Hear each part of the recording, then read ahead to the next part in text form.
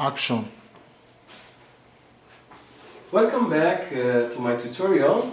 Last time we spoke about IP addresses, and today we are going to talk about two very important issues.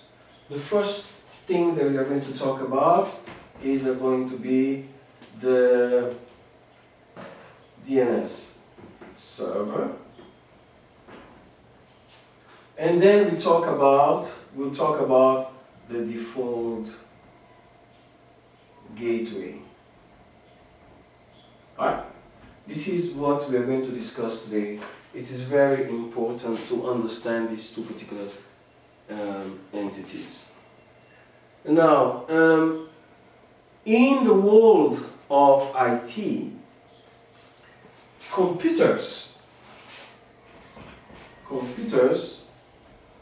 are identified, we saw it last time, they are identified by what? By IP addresses. So for example, I can say that PC1 is going to be identified by this IP address, and PC2 is going to be identified by an IP address, another one.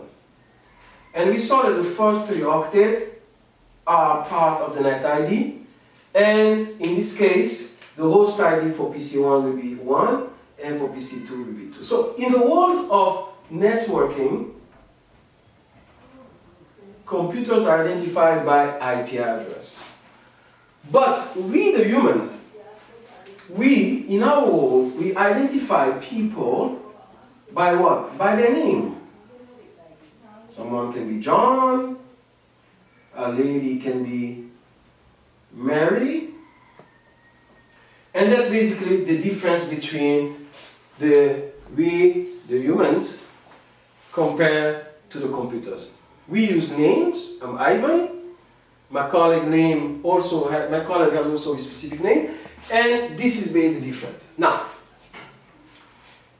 because it becomes so difficult to identify or to memorize IP addresses in a world where networks are just getting bigger and bigger, scientists decided to create a system that is called the domain name system, who allows us to, instead of memorizing complex sequence of numbers, but instead memorize names, which is much easier for me. It's much easier for me to say yahoo.com or to say facebook.com or to say google.com than actually memorize their IP addresses. But also it's very important to understand that in terms of IP address, we have two categories of IP address.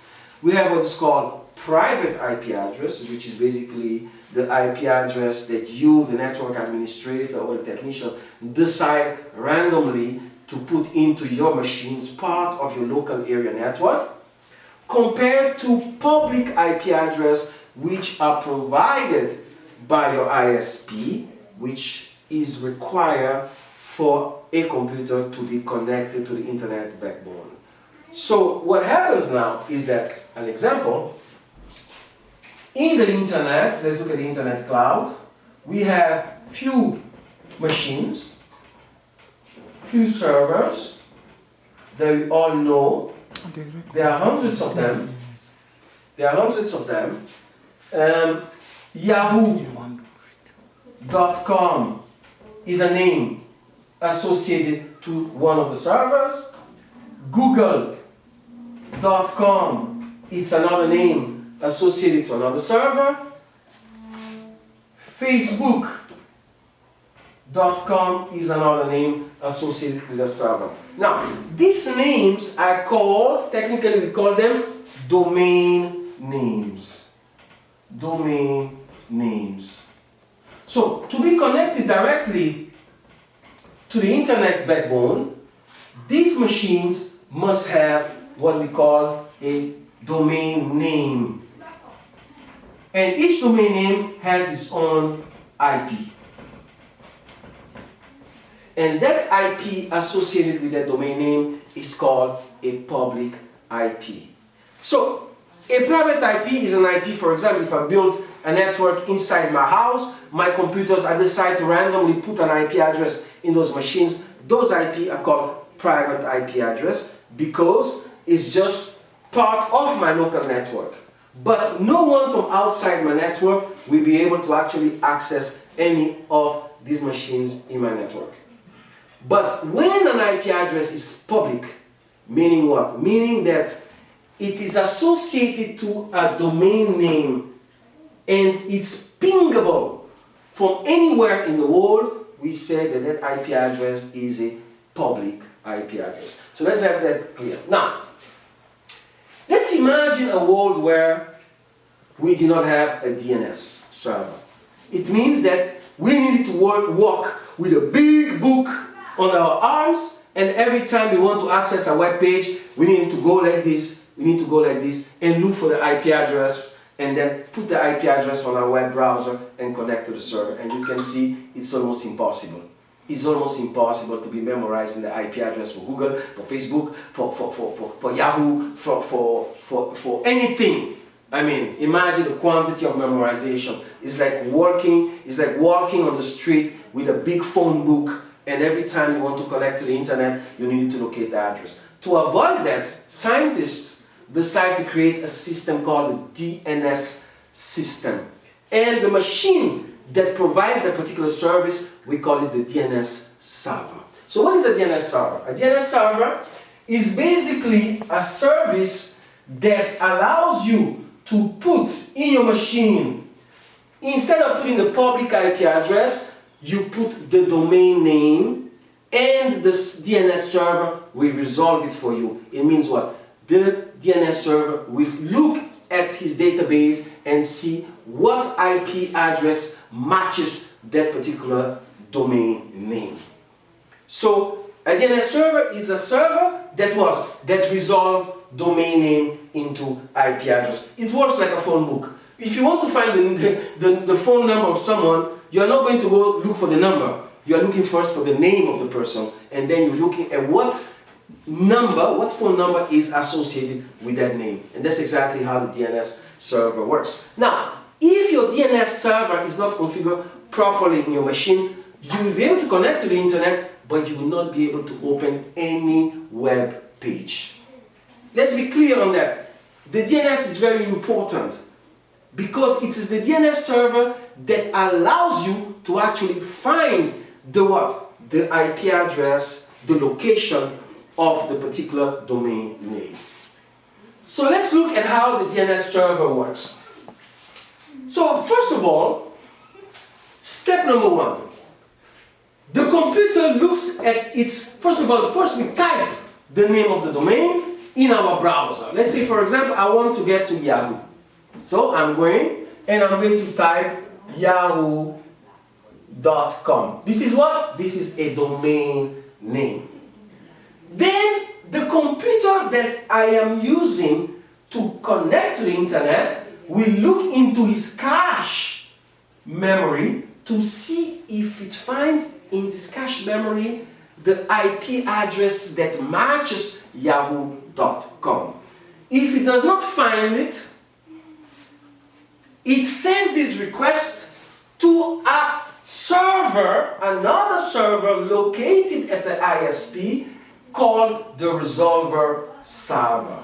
This server is located at the ISP. So whatever, if you're connected to Sierratel, or if you're connected to France Telecom, or if you're connected to British Telecom, or whatever is your ISP, the internet service provider, has a resolver server.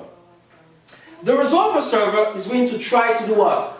To see if he knows where to find the IP address that matches that domain name called yahoo.com. And if he does not find it, it sends that request to where? To the root server, which is another server that allows systems to find their corresponding public IP address. There are 13 root servers in the world, and they are managed by 12 different companies. And this root server have unique IP addresses. Of course, we're talking about now, these servers, they have public IP address because they have to be connected directly to the internet backbone. Alright? The root server doesn't know where to find actually the requested IP address. So what it does, it sends the request back to the resolver server by telling him, please, you know what?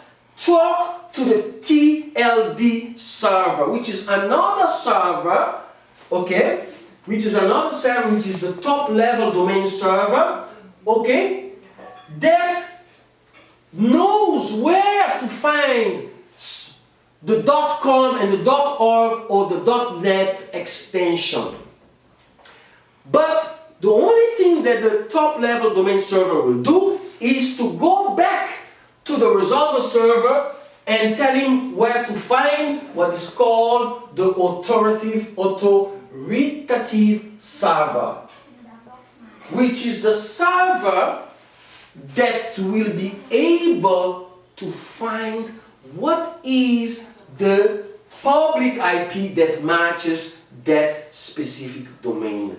When the authoritative server responds to the resolver server, then the session will be established between the computer and the yahoo.com server, and in response, Yahoo will display the web page in the computer that wants to access that particular service. So as you can see, this is a detailed explanation of how the DNS server functions. So basically, in the process of address resolution, in the process of matching a specific domain name with a specific public IP address, we involve several servers. The resolver server, the root server, the top level domain server, and the authoritative server.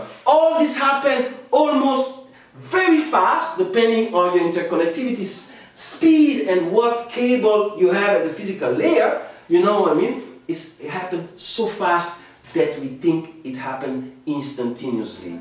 Thank you very much.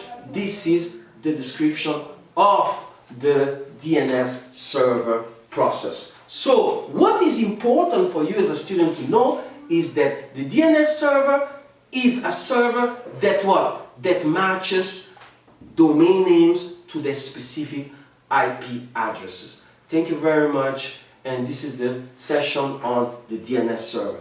If you have a doubt, you're creating a network and you don't know what IP to put for a DNS server, you can use this particular IP, 8.8.8.8. This particular DNS server works very, very well.